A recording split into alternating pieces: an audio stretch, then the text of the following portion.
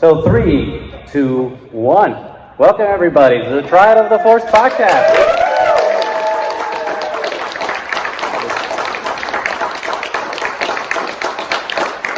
That wasn't that bad, thank you.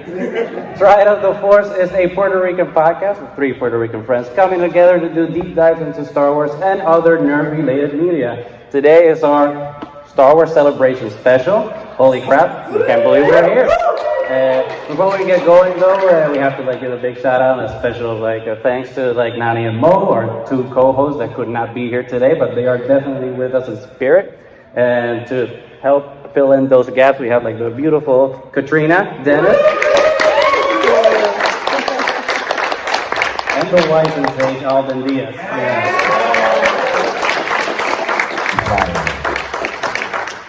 So anyone who knows anything about Triad of the Force, they know that we are very Puerto Rican focused, and we're all about talking about Star Wars and other related media from our Latina or Latinx, whichever you prefer, perspective, and trying to dissect that media from that point of view, which I think is a point of view that's certainly lacking in the podcasting community and the fandom. I mean, not to say that there aren't a lot of Hispanic voices, but sometimes those voices get drowned a lot in favor for other voices, so it's, I think, our responsibility and our duty to help bring those voices up and to be allies to other communities that are also underrepresented or misrepresented in media and in fandom. So, thank you.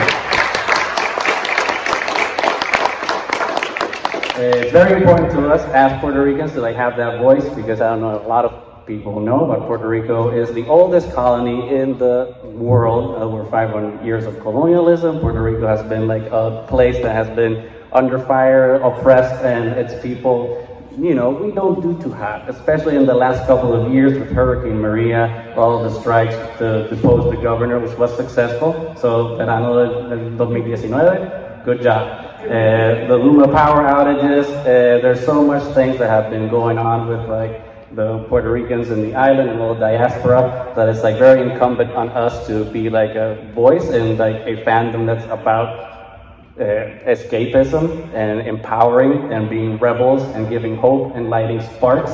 So that is our mission as a podcast. But before we get going into our whole diatribe that we will get going in today, let's talk a little bit about our guest. Let's talk with you, Catrina. Why don't you introduce yourself to our guest? Hi everyone, I'm Catrina Dennis.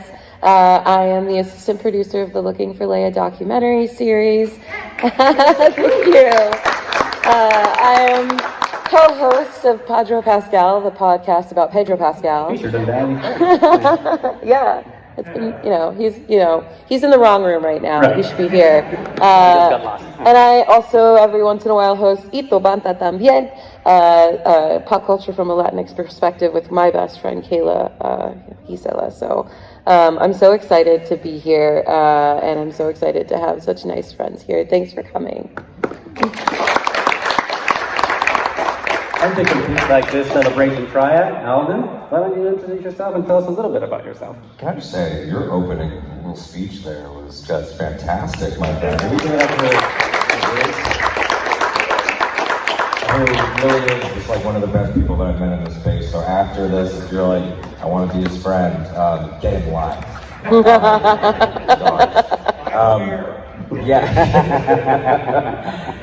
My name is Alden Díaz. I'm a radio producer. I've been working for iHeartRadio for the past 3.5, 4 years, producing morning shows. I'm also the host of Octo Radio Star Wars podcast, which is my show. Myself and Nikki Kumar, who's here in the front row, we do a Rebels deep dive show on there. And then Tori Fox, who you might know, Star Wars Field of Love, Creature Cartel. Her and I have been producing her show for over a year now, Mandatory and Creed. And then I'm also on the One and Done Film Club with Nikki Kumar and Reed Devaney, and been popping up on Triad because you found me. Yeah, we found each other. It was meant to be. We did. Yeah. Love lifts us up where we belong, or something. So, yeah. That's from some movie with some guy that was on the podcast stage too. The Hello There guy. Right. So let's get going. Our main topic for today, we're going to talk about I swear to God, it's a Star Wars related thing. But the main topic is intersectionality and equity of representation between media and fandom. Because for us, it's like two things that are extremely interconnected, even though some people like to disconnect them because media represents the people, and then the people consume that media and create their fandoms around it. So it's like this circular cycle. That's redundant. But this loop of ideas like come in and come out from all of these things, and it's very important to see what's happening with that media and also what's happening with the fandom, because we can't really like disconnect the two things, because representation needs to happen in both fronts, because the voices of fandom are the voices that the creators of media need to like realize what they need to put on the screen. Right. So that is like what we were focused on a lot. It's just like, okay, how do we bring like our diverse voices and like our unique perspectives into that fandom, so that then that can hopefully come back into media, so that those creators can be like, oh, those are voices we need to hear, or that we're not hearing enough, or that we're hearing incorrectly. So with that, we're going to like the main part. It's just Star Wars is a wonderful world of media and representation, and we all know that George has always been political with all of the things that he was doing with the original and the prequel trilogies. That's no secret, despite what some people would like to claim. But that being said, George, is of his generation, and Star Wars has always been a white male gaze. Hold on. Are you saying that there's one group that's mostly controlled most of the media and characters and representation? Are you saying that? The Illuminati? No. Are you saying that white men have mostly seen themselves for the entire duration of everything? I'm saying that... That's shocking, because the other day I saw a news outlet say that Star Trek went woke, and that alarms me. I'm just saying. Well, that's a resident Star Trek fan. Yeah, huge fuss to me, because I'm pretty sure they've been like that since '66. Yeah, so. it's pretty baffling. Like, yeah. I just want to say, like, Juice is way nicer than I am, and I really am at the point where, like, for you to bring us on is a huge honor, because if you don't understand the fact that this is progressive, you're not watching it, you're looking at it. I think that's a very, very, very different game. Yeah. And it's really at the point now where we have to sort of like draw that line in the sand and say, this is what this story is. It's not a matter of we're reading into it. It's like, no, you're not reaching far enough. I think the flip switch for that was like back in 2014 when we got that first trailer for The Force Awakens, and like, we saw Poe like yelling in his X-Wing and stuff. I watched that trailer with my dad live, and like we're both Chilean and Colombian. And the moment he saw Poe, we both knew who Oscar Isaac was. And he was like, "Oh, was that Oscar Isaac?" And I was like, "Yeah." And he's like, "They put one of us in an X-Wing?" And I was like, "Oh, whoa, they did." And that's kind of like, that's when I knew like this stuff was going to start changing real fast, because it was now like our time to like speak up and be heard and stuff. And like now I'm literally looking at a list of like 20 names of like people, like our folks in Star Wars. And to circle back about like how that whole representation thing with Star Trek being woke and whatnot, it's interesting because some people decide to challenge things in different arenas and not others, and especially with the discourse that's going on nowadays with comedians and how they choose to challenge people. I think is very telling of like what issues are really at the heart of some people, and to say that like comedy is supposed to challenge some things that should not be challenged, because you're supposed to punch up, never down. Media is the same thing. Media should always be challenging like our notions and our ideas, and Star Wars certainly has done that, but there's still a long way to go. And to your point, Catrina, about like the list that we compiled of like all these actors and actresses, it's pretty amazing, because this would not have been a list that was possible maybe 5-10 years ago, and like now it's pretty substantial, especially, we'll talk about it a little further on, but there's still a lot of work to do. It's some people always ask about representation, will it ever be enough? And the answer to that is no. It will never be enough, because we can always improve. Right. And also, forced diversity is not a thing. I want to empower everyone in this room to shame anyone that says forced diversity, because it's not, it's the world.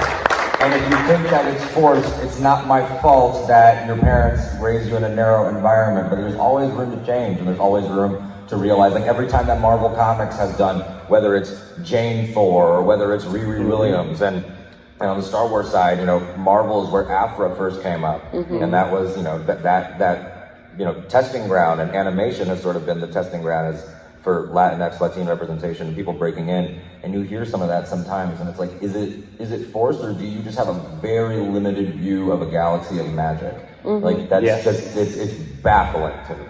Oh, it's odd. This list is inspiring, it really is. It's odd, right? Because like, every time someone that's not the conforming viewpoint of what media has always been, somehow that's just like, oh, pandering or wokeness, and it's just like, so how is it appropriate then? Yeah, exactly. And then the answer is just like, it will never be appropriate for those people, and we just have to ignore them.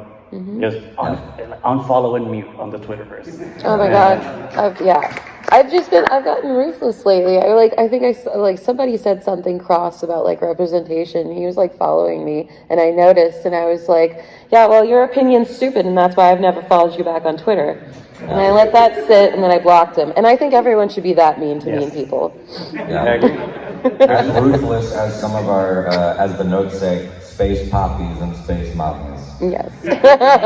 Speaking of which, who are those space poppies? And I think it's interesting because when we compiled this list, we weren't actually thinking that the person that's on the top of the list would be as relevant as he is right now, and hopefully everyone has seen Obi-Wan Kenobi. Raise your hand if you haven't.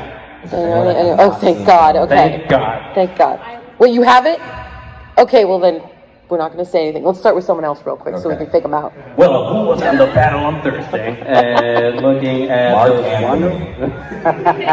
I mean, I'd love to lead with Pedro Pascal, who is our first Latin lead in a Star Wars show, and a fellow Chilean right there, the Mandalorian. Like that, honestly, like that was one of the biggest things. I was already a fan of Pedro, if you can't tell. I have a whole podcast about him, but like I was so. It was just that moment where it was like, you don't know this person, but you're so freaking proud that it's like, that's one of us in the forefront of my favorite thing in the world. Right. Yeah. And to have him tell his story from that perspective, like I love Mando's backstory because it's something that like, as a Latina or a Latinx, whichever you prefer, like that is like so intricate to a lot of our experiences. Like there are a lot of things that like our parents have had to go through to get us to where we are, and a lot of other folks who have had to sacrifice to like become the people they are. And so like I find the Mandalorian story to be like an intricately like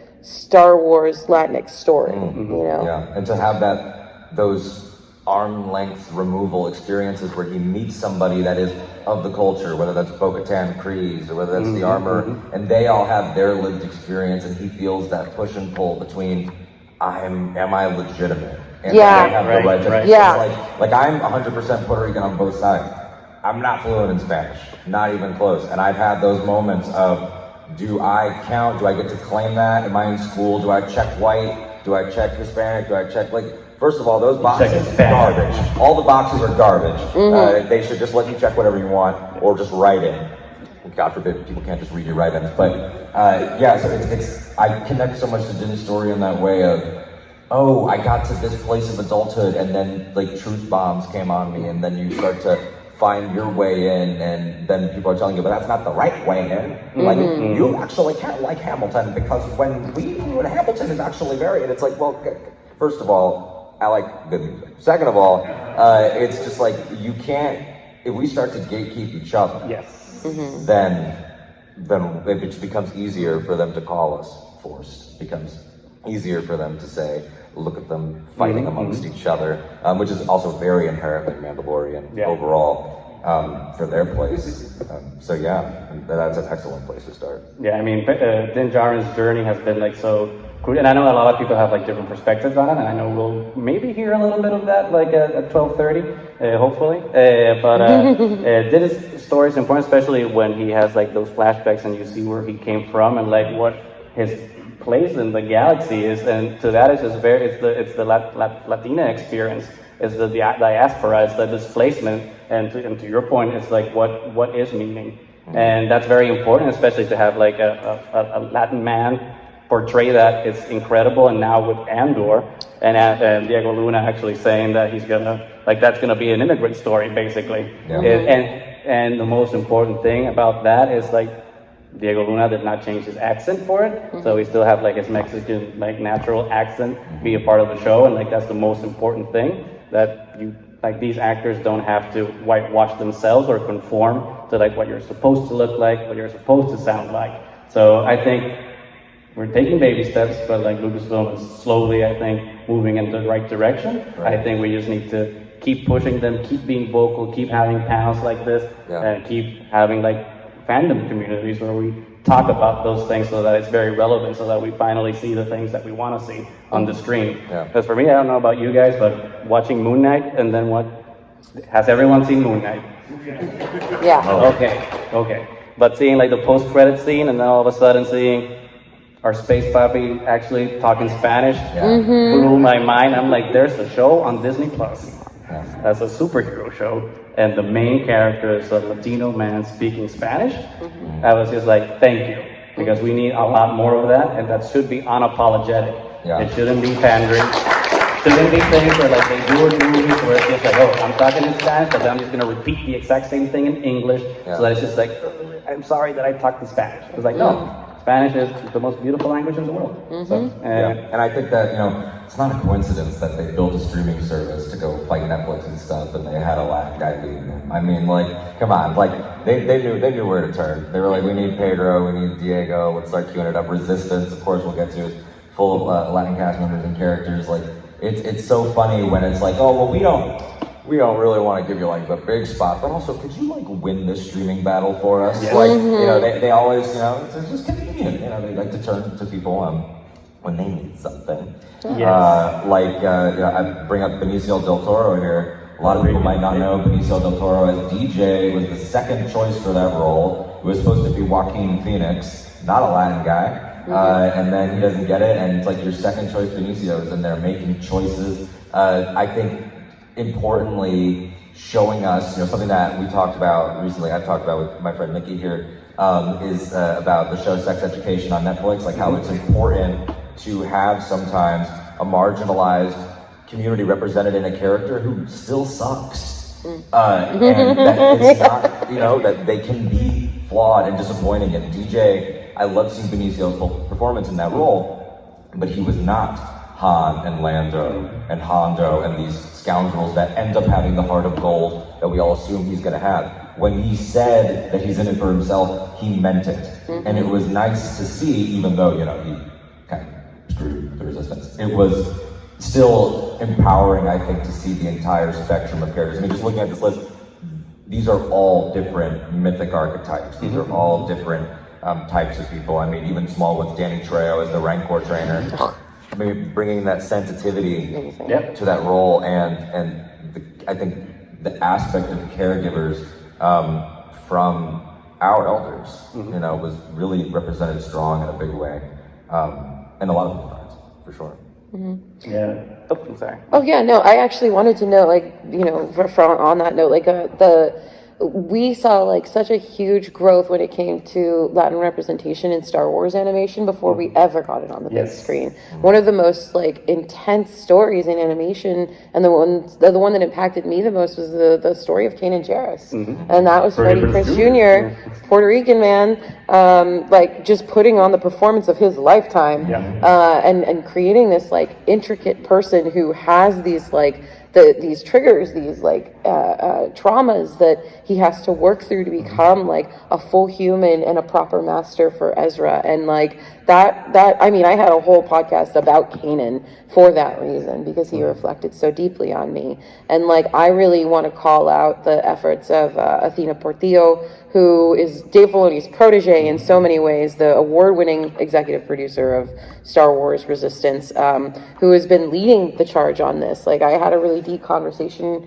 with her about the Doza family and like why that came about and why she wanted to tell that story. And it's because like we haven't had like a complicated family story like that in Star Wars, and to tell it through the lens of characters who are like Latin representing was very important to her. So like, and where both parents were alive, and like and together and in love and a part of it, and to see sort of, you could call them stereotypes, but I think it was representing a lot of families of it's the dad, and he comes from that imperial background, I guess, being sort of the analog for that harder, tougher background, and you know, her being the one that softened him over time through her own strength, like not because she's not a fighter, but because she is. And the fact that this woman, Vanessa, who's one of my favorite characters, played by Tessia Valenza, is just so rich and so, she has the maternal energy that hangs over everything she does, but it's through action, it's through examples, it's through raising up the next generation of women with Tam and their interactions in that show. So it's just, you can find sort of, like Star Wars is every great story ever told, including ours. And so you're gonna see people where you're like, oh, I think I understand that. Like what I've connected with Cassian and with Din is, and with Bale and like all these people and with Kanan, is that you find sort of that softening of the Latin man, where there's that hard exterior earlier on in the stories, and then it all sort of comes out, and it's like, wouldn't it be amazing if any of these characters were told that it's cool to cry or like go to therapy and things like that, and the stuff that is sort of lacking, like universal Star Wars question, really. Wouldn't it be great if these characters went to therapy? I think a mental health thing, yeah. It seems like, actually, we're going to switch to that topic instead. So therapy it's important. It's an organ. Where's the therapy page? Hold on. No. I didn't print that one. I haven't been to therapy yet. So.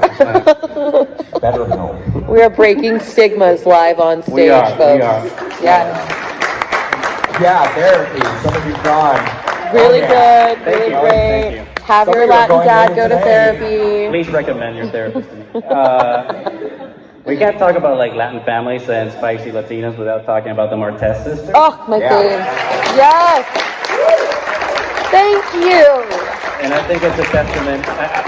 I think it's very interesting because when Clone Wars season, whatever it was, I forgot off the top of my head, thank you, came out, and like we were shown like those two sisters, and especially with their hairstyles, and that they did not whitewash them. They were like brown women, and they were spicy. They were, they were Latina. I saw the women that I knew. You know those growing women? up. Yeah. Oh, yeah. I know. Yeah. I saw my sisters, all cousins. I was pretty blown away by that. Yeah, that was me. It was really reflective on me because that was so much like me and my little sister, I hate to say I'm a fucking Rafa. I've had those experiences and I've had to look after her and raise her. Yeah. And so many, especially when it came to eldest children and eldest daughters in Latin American families, that's the responsibility, and you do anything it takes to make it happen. And so I was so pleased that that was the choice, because I'm pretty sure Dave had some anime OC in that place that he was gonna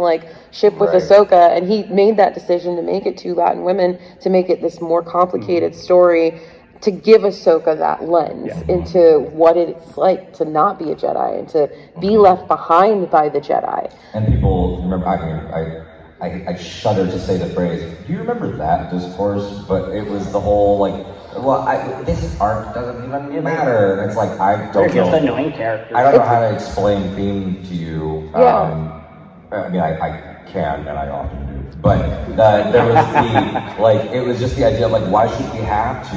Why should we have to take the horse to water and make it drink? Why did she dump the spice? Oh, I don't know. You mean your favorite character for 40 years did? Oh, but he's a white guy, so it's different. It's always a moving goalpost. Right. And that's like you said, that's why we have to keep having these panels and keep doing this, because when people get sort of iffy about, what is, why are you so angry about representation? Why do you care about it so much? And on the heartwarming side, we've all seen it, whether it was when Black Panther came out in the movie theater lobbies, or when it was Shang-Chi, or, even with Mandalorian and stuff. You see the way that it affects a kid, and it's you don't know what that kid is now able to do. That kid could be George Lucas, but our George Lucas. Yeah. And that eyes in it's more valuable now, and it'll be more valuable down the road when we're old and sitting out there and they're here. And hopefully I will not understand the discourse that's happening like when we're old, but that we always have to support it. Back in my day, our discourse back was in, like back this. in my day, I mean, like that's what's really like blown my mind is like, you know, my nieces are growing up now, and like now they have not just like Leia and Rey, they have like heroes that look like them in Star Wars, and that's so important to me. Like when I like FaceTime them and they're dressed as like Elena of Avalor, that's something that's like I didn't have that, and I'm so glad that now, because we all yelled and screamed, because we fought, because we got insulted by these white people who fucking they're really mad. I mean, really, what would it be this channel if it wasn't just like if it wasn't? Oh my God! You haven't slipped into Spanglish. Exactly. So hard.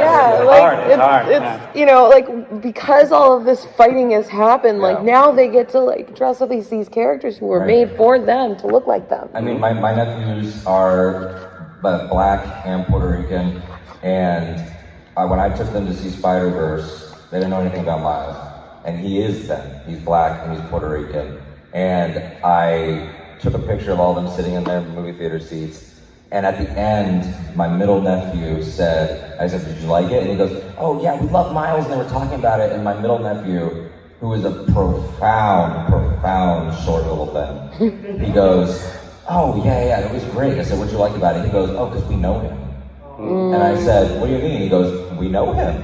And I think that he didn't register sort of the profoundness of what he was saying, but I know he will. And I think it was sort of like you always think you know. I remember running around in the playground and saying, "You're Chewbacca, I'm Han." Like, yeah, I knew Chewbacca in that situation, but like to really say, wow, like that is me. Like there's that wonderful piece at the art show of the little girl with the two backwards like batons looking in the mirror, and she sees Ahsoka looking back at her, and it's like you cannot undersell that.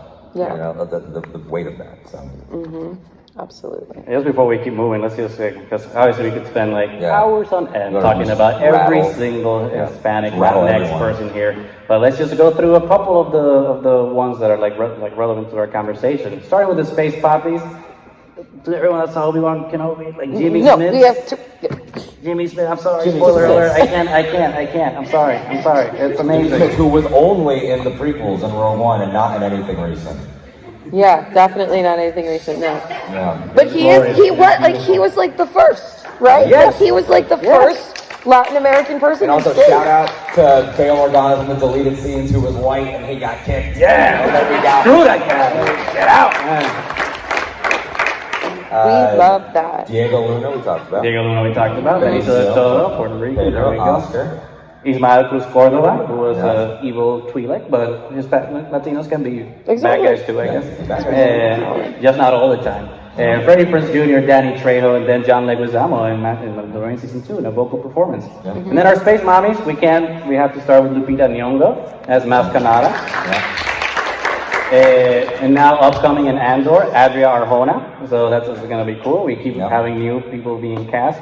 Myrna Velasco, Bridget Cali, Elizabeth Rodriguez, Rosario Dawson, and Gina Torres. So it's like, it's a lot, and we just hope that the list keeps going. It was so impactful for me like a couple weeks ago, or last week, I don't know, when the Vanity Fair cover came out, and all of a sudden, like that cover, it's Obi-Wan in the center, but when I looked at everyone else in that cover, it's just like, that's my family. Like everyone there is Hispanic, Latinx, and it was beautiful to see. So I think we can safely say that like the future of Star Wars is LGBTQ and has Hispanic.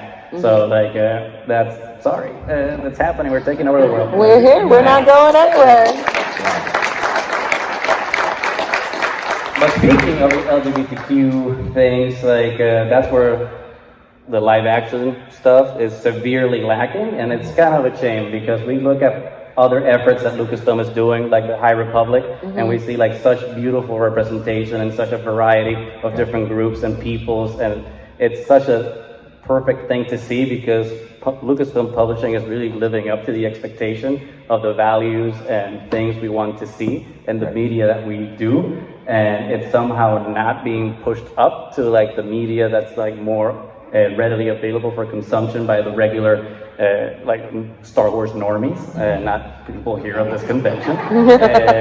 So it's still a big step that I think Lucasfilm needs to do. But I have to give a shout out in the High Republic to like our Latin friend here, Daniel Jose Older, who has been doing the biggest heavy lifting for the High Republic.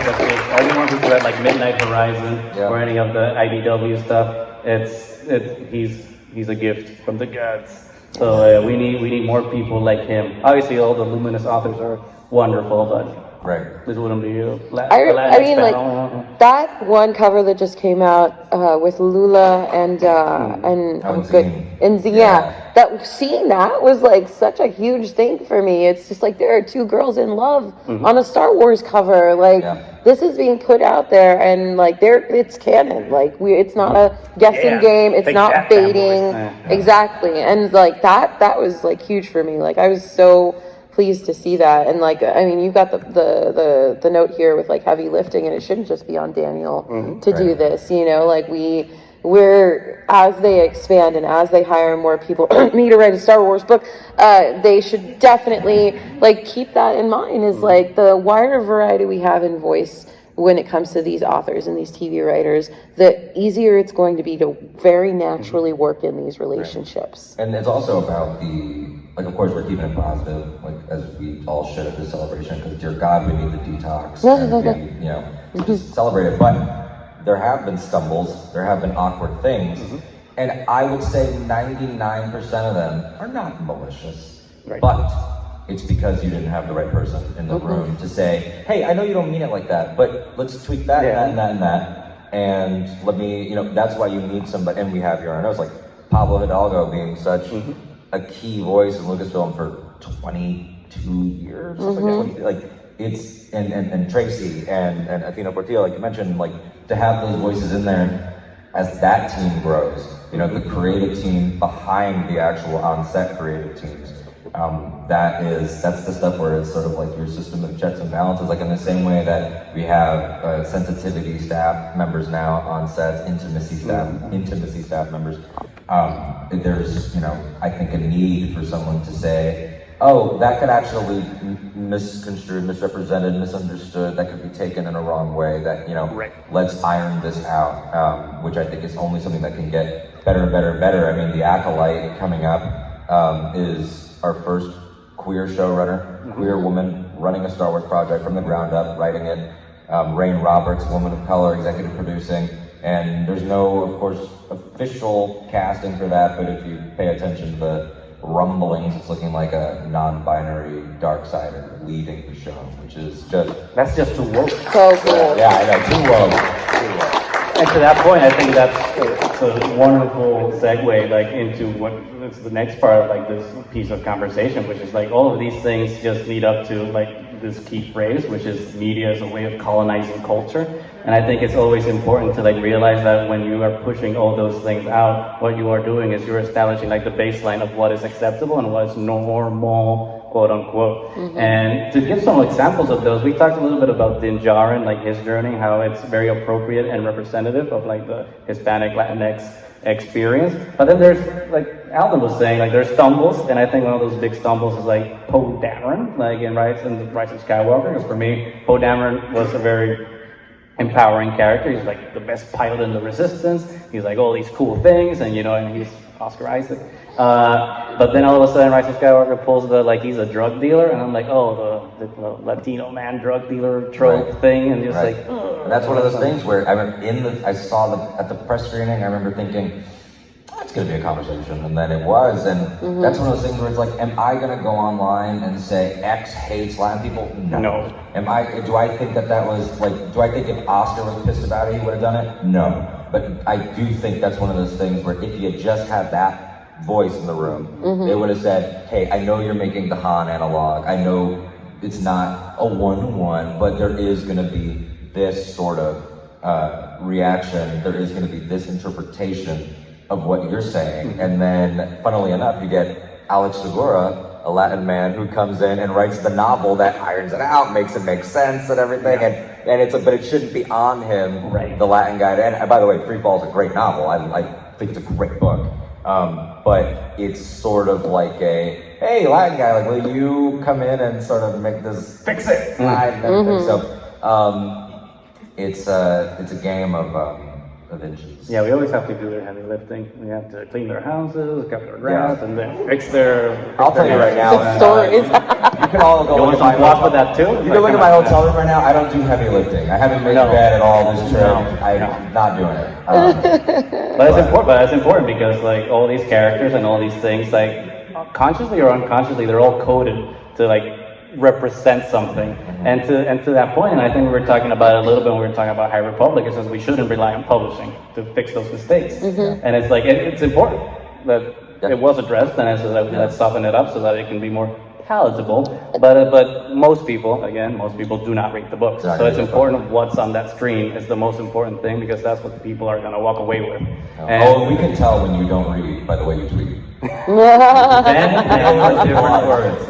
Well, I think that's like that's also in a way like it kind of upsets me that like the publishing is considered a safe place because not everyone reads, so they think they could put all their gay characters and like stuff there, and to me that like denotes how important Star Wars books are, because for a really long time during the expanded universe, it was all we had. Right. And so now to grow this out and to create these new stories and in a way like denounce their importance in so many different ways, but also like saying like, oh, this is the corner where we can like section off our diversity and get away with it. Like, I think that is something that I'm still kind of like really bothered by. And so I think expanding that would be like, thank you, would be important not only to credit all of the hard work and heavy lifting that all these authors have been doing, but to show that like their stories mean something and they echo out into the greater universe of Star Wars. Are you implying that Ronin should be adapted into like a Disney Plus? Absolutely.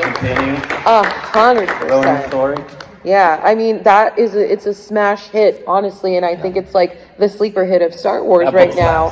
That's a good book. It's incredible. It's like, and I really want that to like go to the big screen, and I want those characters to matter more because we fell in love with them in 2 seconds in Visions, and I like completely and continued to fall for them when I read Ronin. So yeah, like I want publishing to be as important as TV and film in that manner where it's like everyone can be here. Yeah, and that's like another 3-hour panel on how can we like convince Americans that reading is good TM. Like we got a lot of work. Can we get 3 more hours? I'm being told no. So it's just it's definitely an uphill battle in so many ways of then it becomes a situation of like what we're doing right now, which is great. We're all happy to say, read this, watch this. We're all happy for that. But at the same time, there is that bitter voice in the back of your head that's like, I'm tired of having to tell you to. You should just be wanting it. But and it's complicated. And you're allowed to feel multiple things at once. Like you can feel immense pride and also immense exhaustion. And you can feel like you really want to be like. Earlier this year, I got on Duolingo. I was like, I'm going to be fluent in Spanish by the end of the year. I haven't been on Duolingo in like 80 days. Okay? That bird hasn't harassed you? Doesn't mean I care. What? The bird hasn't harassed you? The bird harassed me. You just have to turn on the pop-up notifications. It's like, that little green owl was like, just give the bird the bird. The little green owl was like, you're white. You're not worthy. Yeah. It's like, okay, Odinson. Honestly. You better fill up your abuela's water right now. Yeah, it's... and no more La Granja for you. McDonald's.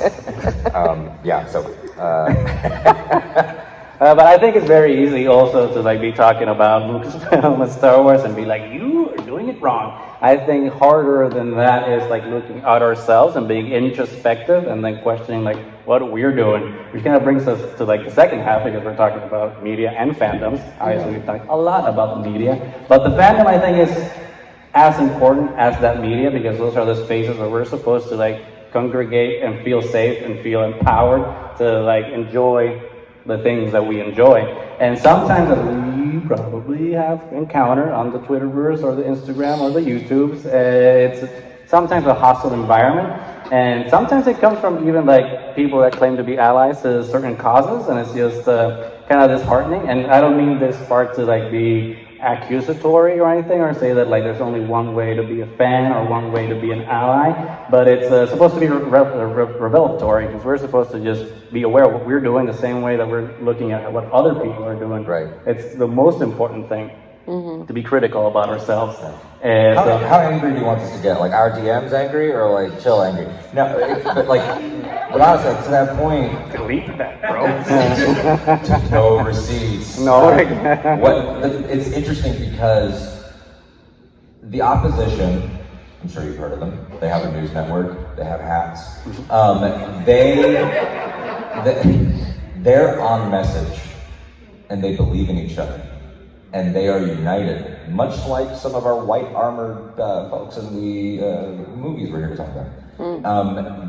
They are... White armors are not just plastic. Sometimes that white armor is made of flesh. No. Wow. That was something. Oh, we're going there. Hell yeah. Hell yeah. That's right. No, you're so right. But they are always on message, and they vouch for each other. They believe in each other. And whether it's the left, whether it's these marginalized communities, wherever you feel you are, it is not helpful to say you're not fighting the battle the right way. You're not real X, Y, and Z. Educate. Bring people together. You need a united front. It's okay, I think, to have allies that are flawed or at a different place, or don't know Spanish, or have never been to their home country, or this is their first time working with X charity. This is their first time engaging in X movement or hashtag or whatever. Like that doesn't like them being new or them not having the same tools or knowledge. Like I know that you and Nani and Mo on the show are way more attuned to what's actually happening in Puerto Rico than I am. But you three have brought me in with no sort of pretense or homework or anything like that. And I think that that's sort of where all of our communities can be doing better, because there's a lot of, we're not like that. We are the learned ones. And meanwhile, the other side, they'll take anyone. Their guy could get raised up on a meat hook in a clone body, and they will still be down with it. And I think there's a show coming up next after us that has had a similar issue. Yeah, maybe. And from a different point of view, and they're probably too nice to talk about it, but I will say that they're the best. And there's a lot of eating ourselves, the Ouroboros of discourse. So. I honestly, we've got like a really great section here about all the initiatives, and like I think that one of the things that has either changed or something over the past few years is like the moment you spoke up. Like I remember when Star Wars Representation Matters started, and like we had lots of support, and we had equal amounts of people trying to dox us and trying to stop what we were doing. And now it's echoed out into the Amidala Initiative. It's echoed out into trans rights or human rights. This is the way. And like all of these people are stepping up and saying like, no, this is what we want. This is the Star Wars fandom. You like being here at Celebration is so refreshing, because it's that reminder that I haven't gotten in so many years that this is the fandom. Like these, thank you. Yeah. These folks who yell at me and all of our friends online for saying like, it'd be nice if some boys kissed in Star Wars, or like, it'd be nice if like this and that were in Star Wars, because that's what our world looks like. And like Justina Ireland brought this up in the High Republic panel and said, if you're not writing the Star Wars that looks like the world around you, then you're not doing it right. And so I think honestly the biggest thing that anybody can do from any angle, no matter who you are, what color you are, or whatever, just speak up. Like be loud with all of us, because we can fight with these people on the internet all we want, but if we are united and we are a voice that says like, no, this is what Star Wars needs to be, then they're going to get drowned out, because I don't see any of them here being stinky in our They're afraid to convention be loud halls. here. Exactly. There are more of us. They're cowards. Exactly. Like I've only felt like love throughout this convention, and I've gotten to see like cosplayers from all walks of life like just loving Star Wars. And so like that's the louder we are together, the quieter they're gonna get eventually. It's important to be loud and to like be the change that we want to see, and like support the advocacy that we advocate for, and include everyone like in those spaces that we want to create. Because sometimes we get lost in that narrative, and I've seen like in a lot of spaces that it gets lost. Like you're talking about it, but you're not doing it. So it's always important to like empower and be actionable about it. So it includes the people that you want to include. And I think everyone can be better. Even the Triad can be better, because I always try to be reflective of like what people we're inviting and who we're leaving out. And there's a bunch of people that like we haven't included. And it's important to be cognizant of that and to like be actionable to like do that, so that the spaces that we are creating and that we're advocating for are representative. But like we said before, those spaces are never done. They're always in progress. And like hopefully like this panel and the pink milk panel that will gladly happen after ours, so we're very happy for our family there, keep being represented, not just like in social media spaces, but here like at these stages. Because if we just keep having like the same 4 panels from the same stormtroopers talking about which is the best Mandalorian, then okay, bro, cool. You like Boba Fett, but also the best Mandalorian is a woman of color. Shout out to Sabine Wren fans. So let's just settle that one.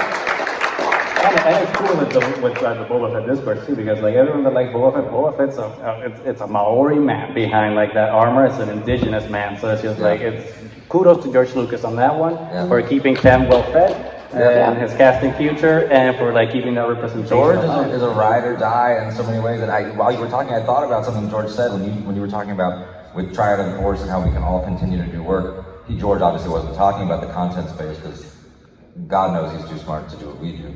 But there's he said something about film once in the context of him being blasted for his special edition changes, where he said films are never finished; they're abandoned.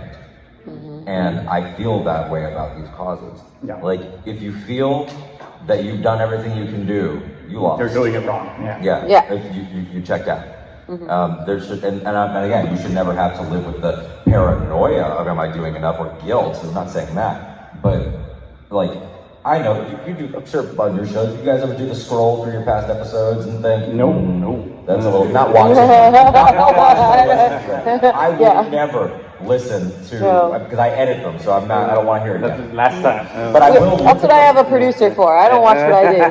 But I will like look at the roster of people and say, white man, woman.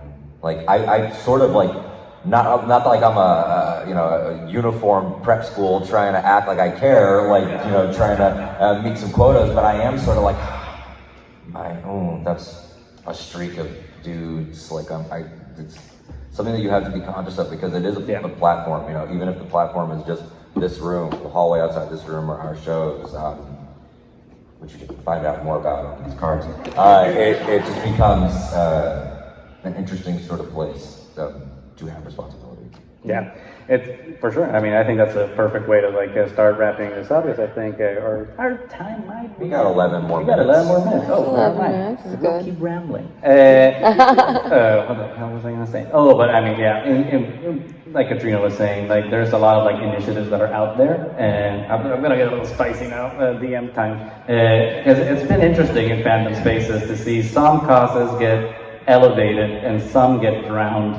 Because I know that there was one GoFundMe that has not reached its goal as quickly as some other ones, and it's very telling, like which voices were in charge of making sure that like some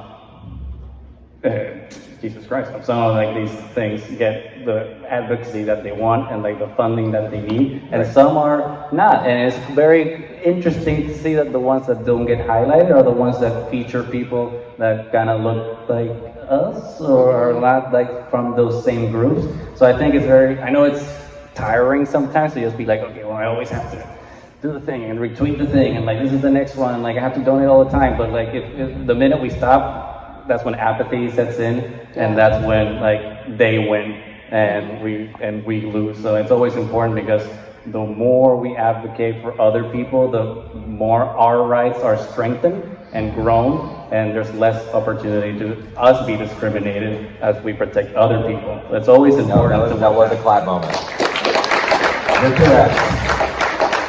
A rising tide erases all. I refuse to Jeb Bush it and ask anyone to clap, but like, if you Please feel clap. like just do it. Please clap.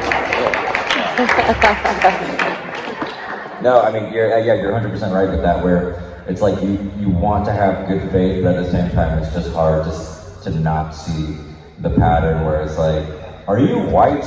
Are you conventionally attractive? Are you doing a TikTok dance? You will get fully funded. You just will. But if you're out here with a cause that has, a real, zeitgeist sort of moment attached to it, and you're really trying to fight for something, it feels like it's an uphill battle. Meanwhile, we can ask for a movie, or we can ask for a character, or we can ask for a cut of a movie that didn't exist. And then we just like, executives are like, how can we make this happen? I feel like that movie win like an Oscar or something? A fan Oscar? That's not real. That's not real. Bots. The Oscars. Yeah, that's the other thing. We could do another hour on like awards and stuff. I mean, it's just patience. I think that it's like you said, it's about being loud, and don't let them guilt you into thinking you're being loud, especially in the Latin communities. Like, especially Latin women and NB folks, it's like that heinous, awful stereotype of the loud Latin woman, like angry. Yeah. I mean, if you heard me say that about my mom at any point, that's my mom. I could say that, but Yeah. I mean, I guess this is like such a weird pivot, but I've been wanting to ask you guys this like all panel, and it's the thing I love to ask everyone.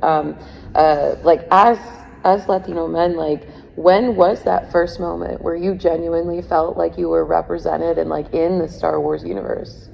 I think that's a complicated question, because growing up, obviously, like I saw those movies when I was like in early teens or the 9, 10, I don't remember, it's been forever in my mind. But then I didn't realize it, that like we weren't there, because it was so normalized that like this is just what movies are. That like for me it's just like, well, Luke Skywalker's me, because Han's just a jock, and jocks are terrible people, so Luke is better because he's plucky, But for me, I think it was more like with the whole Disney era is when I started like realizing, oh crap, like there's this whole world of representation that I've never been aware that I have been excluded from. And like with Oscar Isaac and like Diego Luna and like everything that started happening like with the Disney era was when like I was just like, oh, this is important, and it's finally happening, and like I felt passionate at that point to be like, okay, this is important because I'm finally seeing myself. Yeah. And because it was so mind-blowing to be like, oh, I was hardwired to not see myself. It's like, okay, you're erased, and that's going to be normal. You accepted the scraps. It's just like, okay, well, once in a while. we're not supposed to be there, so why would I expect myself to be there? So like now, like to have like this ability to like be cognizant, like, oh, well, things are missing here. It's, I think, the most important thing that I've gotten from Star Wars in like the contemporary sequel era. I don't know about you, Alden. Well, for me, it's interesting because, I mean, I don't know if you noticed, or if anyone here noticed, I'm extremely white passing, shocking, I know. And I came up thinking that Han was my guy, that Luke was my guy. And I came up, like, I knew I was Puerto Rican, but I would, as a kid, I would say, Puerto Rican, but I've never been there, I don't speak Spanish, it's my background, don't have really a connection to it. And that's why I think, circling all the way back to the beginning with Din, like, I'm not saying that white people are the children of the watch cult and everything, although, but I am saying that I have had that moment of seeing, metaphorically, my people stand in front of me on that cargo ship and take their helmets off and say, you're in it wrong. Did you know that? Did you know that you have a people? Did you know that you come from other things? And I've had those moments of, like I joked about Hamilton earlier, but I wept the first time that I listened to that and watched it. And I watched the footage of when Lynn did it in Puerto Rico, which I know was controversial, and that's a conversation for another time. That's a different panel. Yeah, that's a very different panel of what went down monetarily and financially and politically. But when he pulls the flag out at the end of that production, like that sort of moment, and everything that's come recently, whether it's everyone we've talked about or things like In the Heights or just like this cultural moment, I have sort of felt myself getting out of sort of that Children of the Lodge cult of white passing and wanting to say, is anybody here watching This Is Us? I'm not gonna spoil it.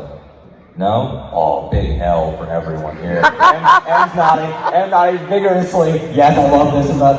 Recently they showed Puerto Rico in an episode of it, and I had that feeling of like, it was the first time that I saw footage of Puerto Rico where I thought, oh, that's where I'm from. And because I would always say, I'm from Connecticut, by way of Puerto Rico. My grandma came over. But for like recently is when I'm finally like, no. I want to go to the island. I want to see Goose there. I want to see Nadia there. I want to see Mo there. It's a weird way to say I was always down with my own misrepresentation, which is weird. That's interesting. What about you?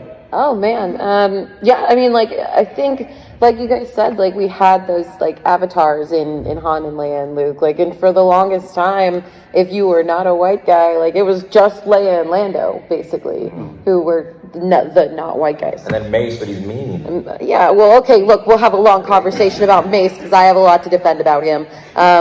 But yeah, like I think it was that moment. It was like when my dad was like, they put one of us in an X-wing. I was like, oh shit, they put one of us in an X-wing. Like, oh my god, like this is that was the moment where I was like, it's gonna get different. It's gonna get better. Like this is where the fight really starts, you know. And since then, again, like Rafa was a really big one for me. Torredoza was another big one for me. But being able to know that like behind the scenes we have Pablo, who's another Chilean just like me, who's been working on this series for the longest time. And as an adult, when I like learned about him and like now like we're buddies, which is like mind-blowing, like being able to relate to someone who is part of the Star Wars story, who's crafting the Star Wars story, like means so much to me, because it means intricately, in a way, to me, very selfishly, that Chilenos have always been part of Star Wars. And so that's really good. Yeah. Oh, you know what just dawned on me with 2 minutes left, so we're not going to be able to talk about it in full. You know who we didn't talk about? Who? Robert Rodriguez. Whoa! Who, like, our first director, live action, Star Wars. Oh my God, mariachi style in Boba Fett. To be fair, we did have it on the list. We did have it on the list, so it's not like we're just, I ramble. But I'm going to say this right now. Raise your hand if you like the spin in Book of Boba Fett. Everyone hands down, you're wrong.